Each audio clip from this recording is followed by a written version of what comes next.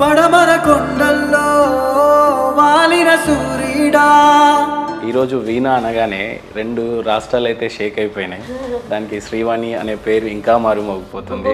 But నిజానికి అంబానీ లాంటి ఫ్యామిలీకి పోయిన తర్వాత ఇంకేముంటుంది ప్రమోషన్స్ కోసం. నిజంగా ఒక మనిషికి గుర్తింపు కావాలి అన్నప్పుడు అంబానీ ఫ్యామిలీలో వాయించడం అనేది గొప్ప అనిపించట్లేదు, కానీ వాళ్ళకి మన వీడియోలు చూడాల్సి. ఆ ఈవెంట్ మేనేజర్ చెప్తుంటే నేను షాక్ అయ్యాను.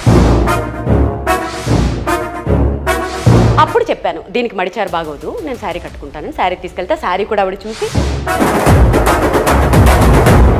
Only Radhika merchant family, Mukesh Ambani గారి ఫ్యామిలీ, హార్డ్లీ 50-60 మందే ఉంటారు అక్కడ. అక్కడికి చేసినందుకు నాకేం లేదని చాలా సింపుల్ గా చెప్పారు. చూడండి, అంటే మీ లైఫ్ లో అందరూ మనుషులు సమానం అన్నంత గట్స్ ఉండే కదా.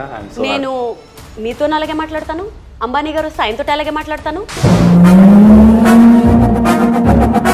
నేను ఎవరి దగ్గర నుంచి ఏమి ఎక్స్పెక్ట్ చేయనప్పుడు వంగి వంగి దండాలు పెట్టడాలు, ఆ పొలైట్నెస్లు అవి నాకు అవసరం లేదు. నేను అలా ఉన్నా మా ఆయనకి నచ్చదు. నువ్వు ఎప్పుడు అలా ఉండాలి అంటారు. ఎలాంటి ఎమోషన్స్ ఉన్నాయి వీణతో అంటే ఏం చెప్తారు? వీణ చిన్నప్పుడు నాకు 7th అంటే నేను 2nd క్లాస్ చదువుతున్నప్పుడు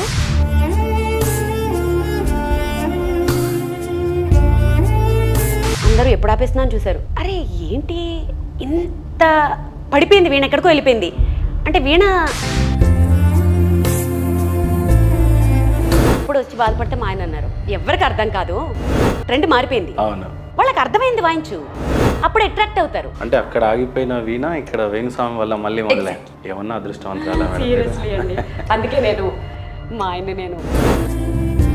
ఏమన్నా తెలియదు, ఆయన ఇచ్చిన ఎంకరేజ్మెంట్ వల్ల ఈ రోజు ఇక్కడ 2nd క్లాస్లో వీణ నేర్చుకోవటం ఏంటి? ఇప్పటికీ ఫేస్బుక్లో మీరు వెతికితే దొరుకుతుంది అది. నాకు వీణ అందేది కాదు, మా టీచర్ గారు ఇక్కడ పిల్లు పెట్టేవారు, నాకు ఇది కనపడేవి కావు, మెట్లు ఇలా ఈ చుక్కలు చేసి వాయించేదాన్ని. ఇంత కష్టపడి నేర్చుకున్న తర్వాత ఈ కళకి నిజంగా అంత వాల్యూ లేదు అనిపించినప్పుడు ఎందుకు నేర్పించుకున్నానా బ్యాడ్ టైం కానీ లేకపోతే రీగ్రెట్ అయిన ఫీలింగ్స్ ఏమైనా ఉన్నాయి? అసలు ఎంత కష్టం. నేను ఆ వీణ నేర్చుకోవడానికి ఆ చిన్న కాళ్ళు వేసుకుని 1/2 గంట పట్టేది నడవడానికి, 1/2 గంట రావడానికి. ఆ అబ్బా ఎప్పుడు వస్తుందిరా ఈ కోట, వాళ్ళది కోట అనమాట బండార్లంకలో. పిచ్చుక సీతామహాలక్ష్మి గారు మొదటి గురువు, ఆవిడ నా దేవత. బట్ అంత పవర్ఫుల్ గా 99% కరెక్ట్ గా చెప్పే వేణుస్వామి గారు ఆ రోజు ఫెయిల్ అవటం అనేది దాంట్లో ఎవరు అదృష్టం ఉందో మనకేం తెలుసు. ఒకళ్ళు ఎవరో చనిపోతారు, ఎలా అయింది నీకు రాదా అంటే ఏమంటాం? వాళ్ళని వెళ్ళి అడుగుతారు ఎవరైనా కెమెరా పెట్టి. సరస్వతీదేవి శాపం కూడా ఉందంట కదా. అఫ్కోర్స్ కాదండి, చంద్రబాబు నాయుడు గారు గెలుస్తారని చెప్పారు కొంతమంది, వాళ్ళకి వీళ్ళు ఏమైనా సన్మానాలు చేశారా? ఒక లైఫ్ని చూసేసిన వాళ్ళలా ఒకటి చెప్తాను. దీని మీ కింద మీరు కామెంట్లే పెట్టుకోండి, ఏమన్నా పెట్టుకోండి. కామెంట్లు పెట్టే వాళ్ళకి కూడా పనికొస్తాయి, ఎందుకంటే ప్రతి ఒక్కరికి బ్యాంక్ అకౌంట్ ఉందో లేదో తెలియదు కానీ సోషల్ మీడియా అకౌంట్ ఉంటుంది. కామెంట్లు పెట్టి ట్రోల్స్ చేసినంత మాత్రాన చచ్చిపోతామండి. అలా అని ఇప్పుడు మూసేసుకుని ఏం చేయాలి, ఇంట్లో కూర్చొని ఏడవాలా? ఎందుకు ఏడుస్తాం? బరాబర్ ఏడవం, సమస్య లేదు. ఏమీ లేకపోతే ఆయన సత్యనారాయణ కథలు చేసుకుంటారు, నేను క్లాసులు చెప్పుకుంటాను. ఎల్వి బ్యాగ్ వాడే దగ్గర కోటి బ్యాగ్ వాడుకుంటాను, సైకిల్ మీద వెళ్తాను, ఆటోలో వెళ్తాను. కానీ మా గోల్స్ మేము రీచ్ అయ్యే వరకు ఆ దేవుడు తీసుకుపోతే తప్ప మేము ఆగం. భారతదేశం గురించి చెప్పాలన్నప్పుడల్లా కల్చర్ గురించి చెప్తారు, ట్రెడిషనల్స్ గురించి చెప్తారు. అలాంటి ట్రెడిషనల్లో వీణ కూడా ఒకటి. అంతరించిపోతున్న ఇలాంటి కళల గురించి చెప్పాలి అని అంటే నేను అదే చెప్తాను. నా బాధ అది. వాళ్ళు కనీసం హెల్దీగా ఉన్నప్పుడన్నా కొన్ని చెత్త చూస్తుంటాను, ఆ చెత్త బదులు ఇవి పెట్టండి. శ్రీవాణి గారు మీరే ఏదైనా మంచి ఇన్స్టిట్యూట్ పెట్టే ఆలోచనలు ఉన్నారా? నిజంగా నా బాధ అలా చేయగలిగితే నేనే జాయిన్ చేస్తాను. మీకు ఒక విషయం చెప్తాను ఇక్కడ. సో ఇక్కడ ఇన్స్టిట్యూట్ పెట్టాలి, క్లాసెస్ చెప్పకూడదని ఎందుకు అనుకుంటున్నానంటే, పేరెంట్స్ కూడా ఎలా అయిపోయారంటే 4 రోజులు పంపిస్తారు. ఇక్కడ 2 విషయాలు. 5వ రోజు మా పాపకి యాన్యువల్ ఎగ్జామ్స్ ఉన్నాయండి, ఒక 10 రోజుల తర్వాత పంపిస్తాను. వద్దు ఆ షో ఆఫ్లు వద్దు, 4 ఏళ్ళు వాళ్ళు పర్ఫెక్ట్గా అయిపోయిన తర్వాత అప్పుడు వదలండి. వీణవాణి గారి జీవిత ఆశయం ఏంటంటే ఏం చెప్తారు? ఇప్పుడేమి లేవండి, నాకు ఏడుకొండలవాడు మా ఆయన రూపంలో నాకు అన్ని కోరికలు తీర్చేశాడు. నువ్వు నీ ఫ్రెండ్స్లో ఉన్నప్పుడు ఇది నువ్వు అనుభవించలేదు, ఇది నీకు లేదు అన్నది రాకూడదు. వేణుస్వామి గారు అంటే నాన్ వెజ్ తింటారు, నాకు తెలిసి మీరు నాన్ వెజ్ ముట్టారు. కానీ ఎలా ఈ కాంబినేషన్? ఇంట్లో నాన్ వెజ్ ఎలా? ఆయన తింటారు, నేను తిన్ను. దానికి ఏముంది, తింటారు ఇన్ ద సెన్స్ పూజలు అవి.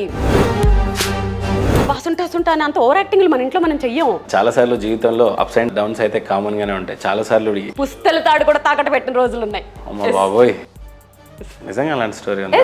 ఏదో కొంచెం అప్పు తీసుకున్నామండి.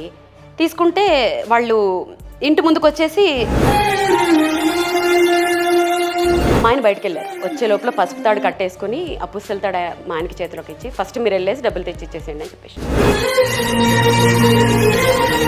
సో వెనక ఏం మాట్లాడతారో తెలిసే వాళ్ళు ముందు కూడా ఏం మాట్లాడతారో అన్ని మా దగ్గరికి వస్తాయి. ఇలా నవ్వుకుంటాం. ఎక్కువ ఏ దేవుడిని నమ్ముతారు మీరు? మా ఏడుకొండల స్వామి. నాకు ఆయన తప్ప.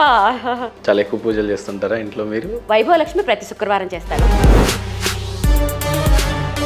ఓ మళ్ళు కట్టేసి ఓవర్ యాక్టింగ్లు చేయను. దేవుడు అంటే ఎంత నమ్మకం మీకు? దేవుడే జీవితం, దేవుడే నమ్మకం, ఆయనే మమ్మల్ని నడిపిస్తున్నాడు. దేవుడు లేడు అనే వాళ్ళకి ఏం చెప్తారు మీరు? అదొక మానసిక రోగిలాగా ఫీల్ అవుతాను నేను. ఎందుకంటే దేవుడు అనేది చాలా పెద్దలు చెప్పినట్టు అదొక ఎనర్జీ. ఇప్పుడు స్టేజ్ ఎక్కుతాను నేను, మరి వాళ్ళు లేడనే వాళ్ళని మూర్ఖులు ఉండకపోతే ఏమో వాళ్ళ గురించి మాట్లాడుకోవడం బెటర్. వేస్ట్. నిజంగానే వీణ నేర్చుకునే వాళ్ళకి సాంగ్స్ రావటం, లిరిక్స్ అనేది వచ్చుండాలా అండి? ఎలా వాయిస్తారు అసలు? లిరిక్స్ వచ్చుంటే ఫీల్ బాగుంటుంది.